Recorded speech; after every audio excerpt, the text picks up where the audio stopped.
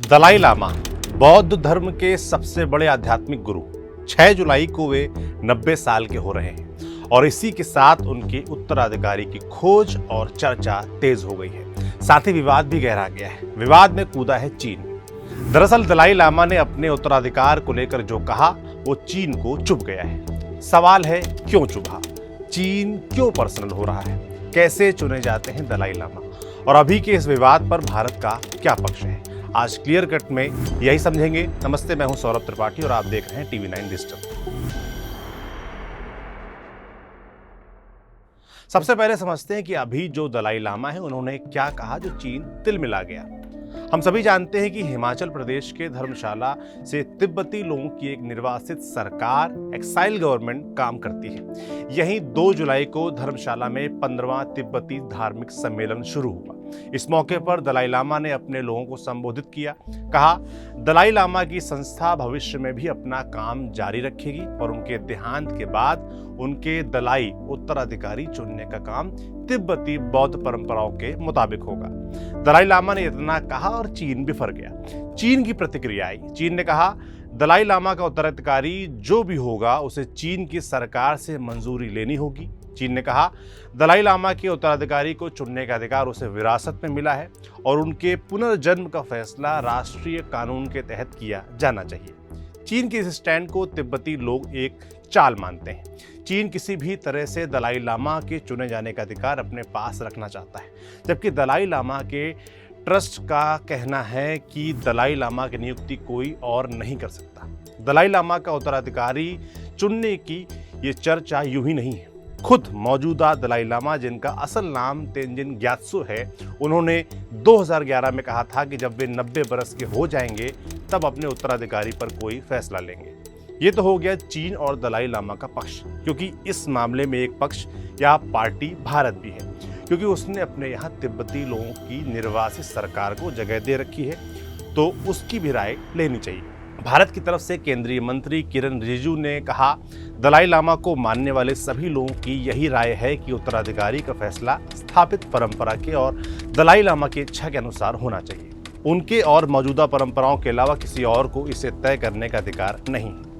अब आते हैं इस सवाल पर कि दलाई लामा को चुना कैसे जाता है, क्या है इसकी प्रक्रिया। सबसे पहले तिब्बत का मौजूदा स्वरूप जान लीजिए। तिब्बत के बहुत से लोग अपने धार्मिक गुरु दलाई लामा के साथ साल 1959 में तब भारत चले आए जब कम्युनिस्ट पार्टी के संस्थापक माओ त्से की चीनी सेना ने तिब्बत पर कब्जा कर लिया। इस कब्जे के बाद बड़ी संख्या में तिब्बतियों को भारत में शरण लेने के लिए मजबूर होना पड़ा। तब से दलाई लामा धर्मशाला में रह रहे हैं और उनकी उपस्थिति चीन और भारत के बीच विवाद का विषय बनी रही। जहां तक दलाई लामा के उत्तराधिकारी को चुने जाने की प्रक्रिया का सवाल है, हमें यह देखना समझना होगा कि मौजूदा दलाई लामा का चयन किस तरह हुआ था। तिब्बती परंपराओं में ये मान्यता है कि उनके धर्म गुरु की आत्मा उनके निधन के बाद पुनर्जन्म लेती है। अभी जो दलाई लामा है उनका जन्म 6 जुलाई 1935 को एक किसान परिवार में चीन के किंगहाई प्रांत में हुआ था। कहते हैं कि जब वो सिर्फ 2 साल के थे तब की तिब्बत सरकार ने एक सर्च पार्टी यानी खोज करने वाला दल बनाया, जिसका काम नए दलाई लामा का पता लगाना था। इसी सर्च पार्टी ने तेंजिन ग्यात्सो, जिनका तब नाम लामो घोंडुप्ता, को लेकर तय किया कि ये छोटा सा बच्चा तिब्बत धर्म का अगला सबसे बड़ा धार्मिक गुरु होगा। बाद में 1940 में लामो घोंडुप को आधिकारिक तौर पर तिब्बतियों का धर्म गुरु मान लिया गया। दलाई लामा को चुनने की पूरी प्रक्रिया अब तक जो अमल में आ रही है, दलाई लामा परंपरा कहलाती है। इसकी शुरुआत साल 1391 में हुई थी।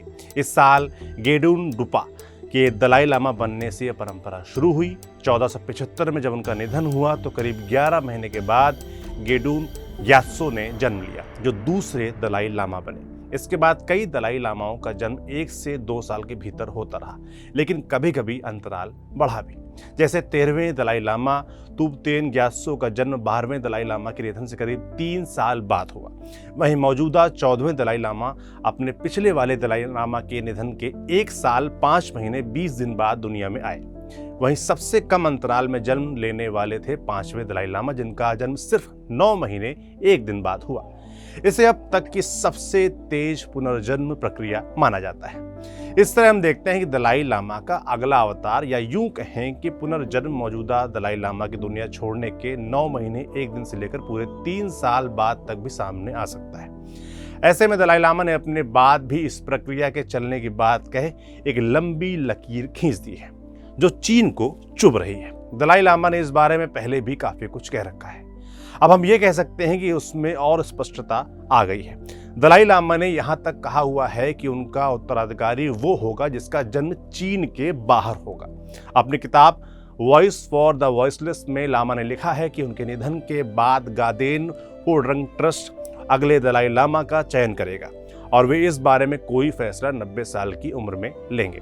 अब जब 90 साल के वे होने को आए तो उन्होंने साफ किया है कि गादेन फोड्रंग ट्रस्ट, जिसकी स्थापना दलाई लामा ने साल 2015 में की थी, ये ट्रस्ट ही दलाई लामा के पुनर्जन्म की मान्यता को ध्यान में रखते हुए वही बरसों पुराने दलाई लामा परंपरा का पालन करेगा और वही तय करेगा कि दलाई लामा का पुनर्जन्म किस शख्स में हुआ है, यानी चीन की नहीं चलने वाली है। अब आते हैं इस सवाल पर कि दलाई लामा के चयन में भारत और अमेरिका किस तरह की भूमिका निभा सकते हैं। दरअसल भारत में 1 लाख तिब्बती लोग रहते हैं। इन सभी लोगों को यहाँ रहने, पढ़ने, काम करने की खुली इजाज़त है। बहुत से जानकार मानते हैं कि दलाई लामा के भारत में रहने से भारत के पास ये रणनीतिक बढ़त है जहां वो दलाई लामा के चयन को लेकर कुछ ठोस कह सकता है। चीन के मनमाने रुख को भारत वैसे भी अपनी तरह से काटता रहा है। भारत को इस बिंदु पर अमेरिका का भी साथ मिलता रहा है। अमेरिकी राजनेता और बड़े अधिकारी लगातार कहते रहे हैं कि वो दलाई लामा के उत्तराधिकारी के चयन में चीन की चाल या फिर हस्तक्षेप को नहीं चलने देंगे। 2024 में तब के अमेरिकी राष्ट्रपति जो बाइडेन ने एक कानून पर साइन भी किया था जिसमें था कि तिब्बत के लोगों को चीन के भीतर ही और अधिक स्वायत्तता मिलनी चाहिए। तो कुल मिलाकर इन सब स्थितियों, टकरावों और भारत अमेरिका के समानांतर चीन के बिल्कुल अलग रुख के बीच दलाई लामा का उत्तराधिकारी कब और कौन चुना जाता है, ये देखने वाला होगा। आज का क्लियर कट यहीं तक। लिखा था हमारे साथी शुभम ने। देखते रहिए TV9 डिजिटल। शुक्रिया।